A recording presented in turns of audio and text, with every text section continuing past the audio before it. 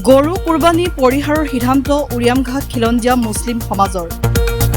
এই মুহূৰ্তত এটা গুৰুত্বপূৰ্ণ খবৰ দিবলৈ লৈছো। মুখ্যমন্ত্ৰী হিমন্ত বিশ্ব শৰ্মাই অসমৰ পশুধন সুৰক্ষা মানি চলিবলৈ আহ্বান জনাইছিল। তাৰ প্ৰতি সঁহাৰি জনাই আজি উৰিয়ামঘাট খিলঞ্জীয়া মুছলিম সমাজে ঈদ-উল আজহাত গৰু কুৰবানী দিয়াৰ পৰিহাৰ সিদ্ধান্ত গ্ৰহণ কৰাৰ লগতে মুখ্যমন্ত্ৰীগৰাকীৰ এনে পদক্ষেপক আদৰণি জনায়।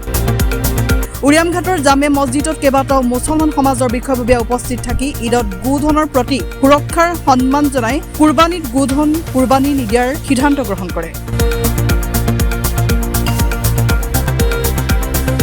হয়, আজি আমি উৰিয়ামঘাট অঞ্চলৰ কেইবাখনো ইছলাম সমাজৰ মুৰব্বীসকলৰ উপস্থিতিত এক আলোচনাত মিলিত হৈছিলোঁ। আলোচনাৰ সিদ্ধান্ত মৰ্মে অসম চৰকাৰৰ গো সুৰক্ষা আইনৰ প্ৰতি সন্মান জনাই আৰু গোটেই অসমত আমি ভাতৃত্ববোধ এনাজৰীডাল আমি কটকটীয়া কৰাৰ স্বাৰ্থত আগন্তুক ঈদ-উল জুহাত আমি গৰু কুৰবানী দিয়াৰ পৰা আমি সকলোৱে বৰ্জন কৰিছোঁ। আমি গৰু এবাৰ কুৰবানী নিদিওঁ আৰু এই হিচাপতে আমি সকলোকে সকলো সমাজৰ তৰফৰ পৰা আমি পবিত্ৰ ঈদ-উল জুহাৰ আন্তৰিক শুভেচ্ছা জ্ঞাপন কৰিছোঁ।